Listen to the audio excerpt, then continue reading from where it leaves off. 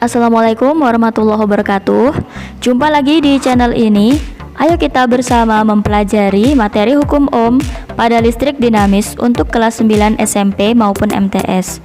Siapa sih penemu hukum ohm? Ya benar, penemunya adalah Bapak Jos Simon Ohm. Beliau merupakan fisikawan Jerman yang mengemukakan teori elektrisitas dan beliau lahir pada tanggal 16 Maret 1789 dan wafat pada 6 Juli 1854. Mari bersama kita mempelajari hukum ohm, bagaimana perumusan hukum ohm dan bagaimana penerapannya secara matematis serta dalam rangkaian. Bagaimana sih perumusan hukum ohm pada listrik dinamis? Perumusan hukum ohm yaitu kuat arus yang mengalir dalam suatu penghantar sebanding dengan beda potensial antara ujung-ujung penghantar tersebut. Kita bisa melihat di situ ada baterai yang dihubungkan dengan ammeter, kemudian kita bisa melihat arah arus mengalir pada rangkaian tersebut. Kalian tentunya sudah mengenal simbol-simbol kelistrikan kan, di mana I merupakan simbol dari arus listrik dengan satuan ampere, kemudian V merupakan simbol beda potensial atau tegangan listrik dengan satuan volt, kemudian R merupakan resistansi atau hambatan listrik dengan satuan ohm. Oke, secara matematis dapat dituliskan hukum ohm yaitu V sama dengan I kali R.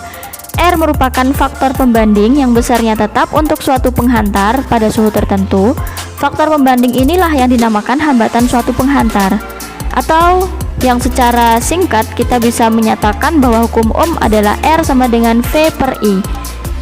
Dengan satuan R adalah volt per ampere, bisa juga disebut dengan satuan ohm.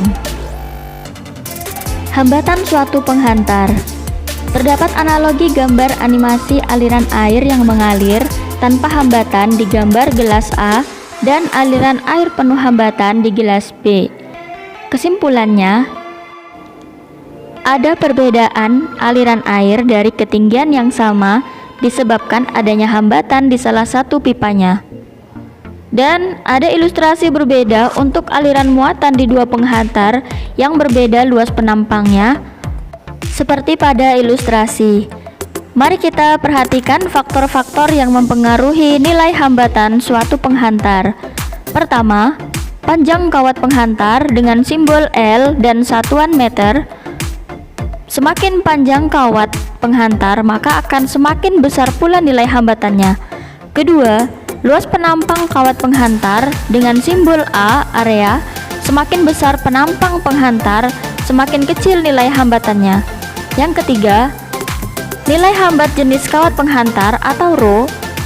Semakin besar hambat jenis penghantarnya, maka akan semakin besar nilai hambatan.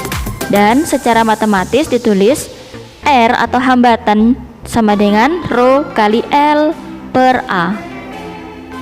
Nah, berikutnya mari kita mengenal konduktor dan isolator.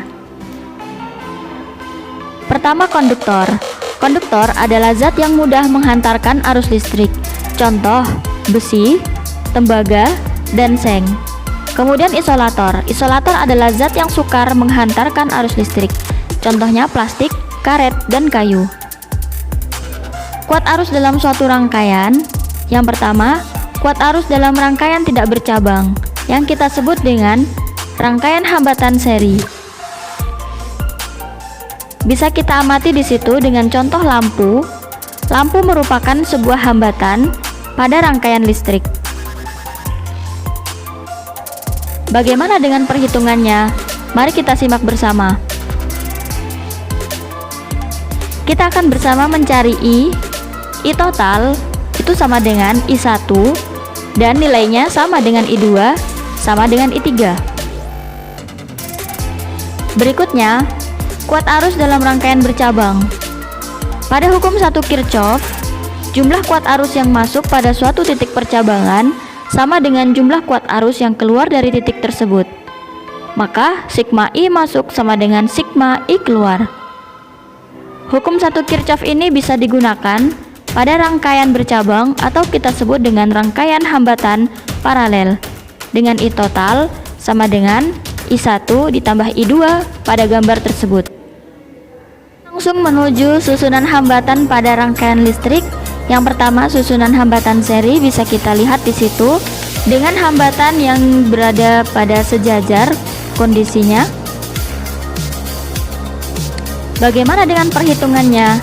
Baik, untuk perhitungannya I total tadi sama dengan I1 sama dengan I2 sama dengan I3. V total yaitu V1 ditambah V2 tambah V3. Kemudian untuk R total, R seri, R1 ditambah R2 ditambah R3. Gampang kan? Selanjutnya untuk rangkaian paralel bisa kita lihat di situ di mana ada 3 titik percabangan pada rangkaiannya dan masing-masing titik cabang itu berisikan 1 resistor dengan nilai yang berbeda. Bagaimana dengan perhitungannya?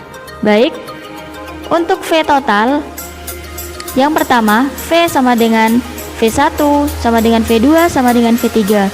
Kemudian I total sama dengan I1 ditambah I2 ditambah I3. Kemudian untuk R paralel itu sendiri kita bisa menggunakan rumus 1 per R total sama dengan 1 per R1 ditambah 1 per R2 ditambah 1 per R3. Terima kasih, selamat belajar. Jangan lupa like and subscribe-nya ya. Wassalamualaikum warahmatullahi wabarakatuh.